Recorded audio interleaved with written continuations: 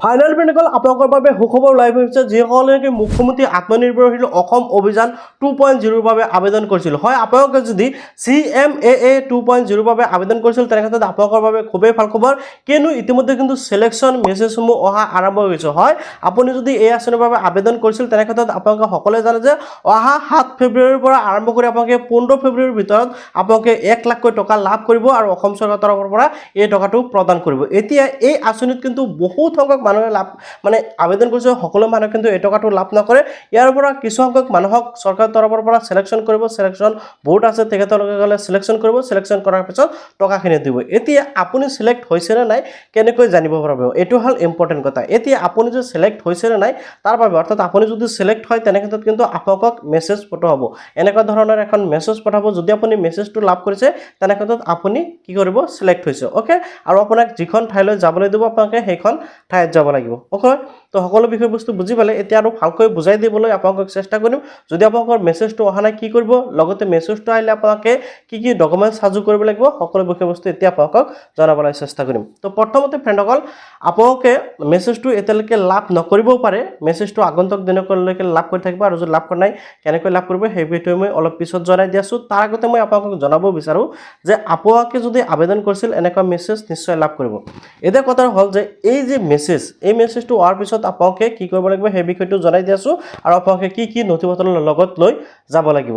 এইখিনিতে আপোনাকৰ বাবে আৰু এটা হুনালি সুযোগ আপোনাকৰ বাবে বিগ অফাৰ লৈ আছো মই আপোনাকৰ বাবে তো হেয়া হল যে যদি আপোনাকে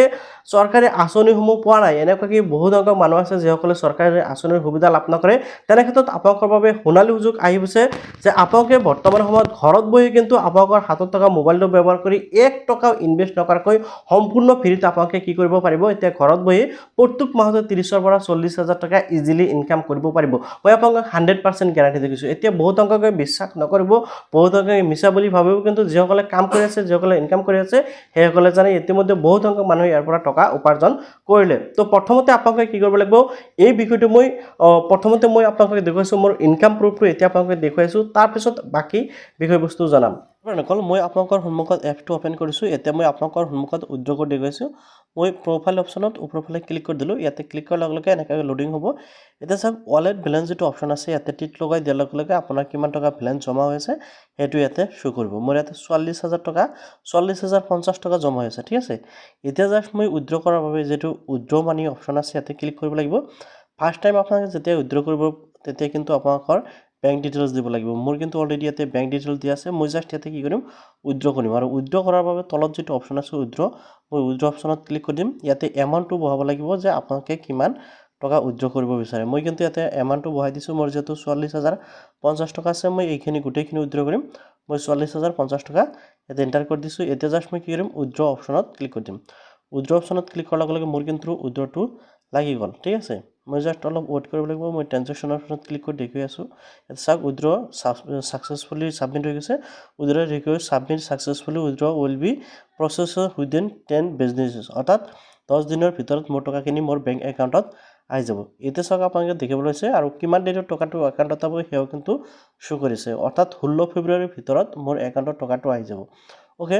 তো এনেকৈ আপোনাক ইজিলি দেখিবলৈ পাইছে আৰু ইয়াৰ পৰা কিন্তু মোৰ বেলেন্সৰ পৰা টকাখিনি কাট খাই গৈছে টকাবোৰ আপোনাক নিশ্চয় দেখা পালে যে আপোনাক নিশ্চয় দেখা পালে মোৰ ইনকাম প্ৰুফ আৰু উইথড্ৰ প্ৰুফটো মই আপোনাক দেখুৱাই দিলো মই জানুৱাৰী মাহৰ ভিতৰত 44050 টকা ইনকাম কৰিছো আৰু যি টকাখিনি আপোনাকৰ সন্মুখত মই এতিয়া আপোনাক উইথড্ৰ কৰি দেখুৱালো এতে কথা হল যদি আপোনাক বিচাৰে তেনেহলে আপুনি ইয়াৰ পৰা ইনকাম কৰিব পাৰিব 100% ফ্ৰীত তো ইয়াতে ইনকাম কৰাৰ বাবে ফাৰ্স্ট টাইম আপোনাক ইয়াতে ৰেজিষ্ট্ৰেচন কৰিব লাগিব জাস্ট আপোনাৰ মোবাইল নাম্বাৰ দি আৰু আধাৰ কাৰ্ড দি আপোনাক ভেৰিফাই কৰিব লাগিব আৰু এই যেটো এপছ বা এই এপটো এটা সোশ্যাল মিডিয়া হব যেনেকৈ ফেসবুক ইনষ্টাগ্ৰাম ঠিক তেনেকুৱা ধৰণৰ এপছ হয় কিন্তু ইয়াৰ পৰা আপোনাক ইনকাম কৰিব পাৰিব সম্পূৰ্ণ ফ্ৰীত তো কেনেকৈ ইনকাম কৰিব কেনেকৈ ৰেজিষ্ট্ৰেচন কৰিব কেনেকৈ উইথড্ৰ কৰিব সকলো বিষয়বস্তু লৈ অলৰেডি মই এটা ভিডিও বনাই ৰাখিছো আৰু সেই ভিডিও লিংক মই এই ভিডিওৰ ডেসক্ৰিপচনত দি ৰাখিম তাৰ পৰা আপোনাক ভিডিও চাই ইজিলি ইনকাম কৰা আৰম্ভ কৰিব পাৰে এবাৰ হলেও আপোনাক সেই ভিডিওটো চাই লওক যেনক এতিয়া মূল বিষয়বস্তুলৈ আগবাঢ়িছো তো প্ৰথমতে মই আপোনাক জনাই দি আছো যদি আপোনাক সিলেক্ট হয় তেনে ক্ষেত্ৰত আপোনাকৰ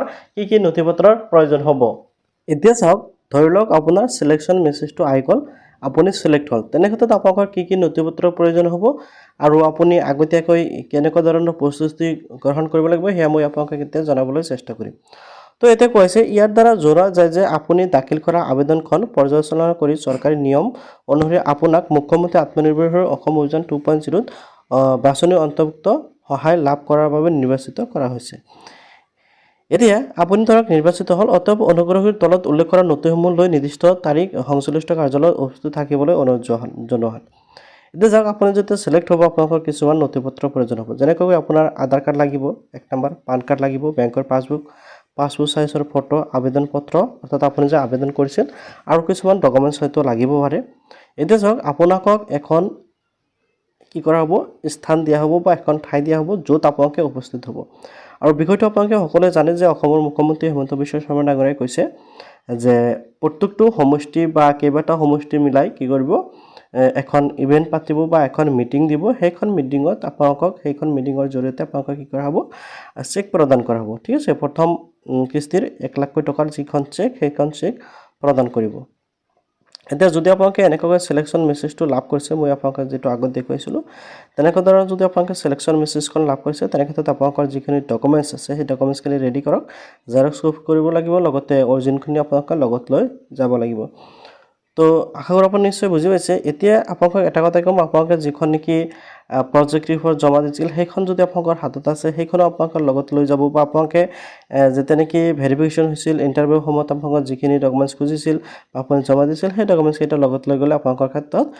ভাল হ'ব। পালে যে আপোনালোকে কি নথিপত্ৰ লগত লৈ যাব লাগিব। এতিয়া চাওক, যেতিয়া নেকি আপোনালোকে চিলেক্ট হ'ব বা চিলেকশ্যন মেছেজটো আহি যাব, তেতিয়া আপোনালোকক কিছুমান ডকুমেণ্টছ লৈ আপোনালোকক নিৰ্দিষ্ট এখন ঠাই দিব, যিখন ঠাইত আপোনালোকে যাব লাগিব আৰু য'ৰ পৰা আপোনালোকক চেকটো প্ৰদান কৰা হ'ব। এতিয়া চাওক, বাইচান্স যদি আপোনালোকে এতিয়ালৈকে মেছেজটো লাভ কৰা নাই, তেনে ক্ষেত্ৰত আপোনালোকে কি কৰিব। এতিয়া চাওক, এই যি মেছেজ, এই মেছেজটো জাষ্ট আৰম্ভ হৈছে দিবলৈ, মানে এতিয়ালৈকে কিন্তু ক'বলৈ গ'লে 1% মানুহকো এই মেছেজটো দিয়া নাই, মানে লাহে লাহে দিয়া আৰম্ভ কৰিছে। আৰু এই যি মেছেজ, এই মেছেজটো কিন্তু ডিষ্ট্ৰিক্ট ৱাইজ আহিব। অৰ্থাৎ আপোনালোকে জানে যে অসমৰ মুখ্যমন্ত্ৰী হিমন্ত বিশ্ব শৰ্মা ডাঙৰীয়াই কৈছে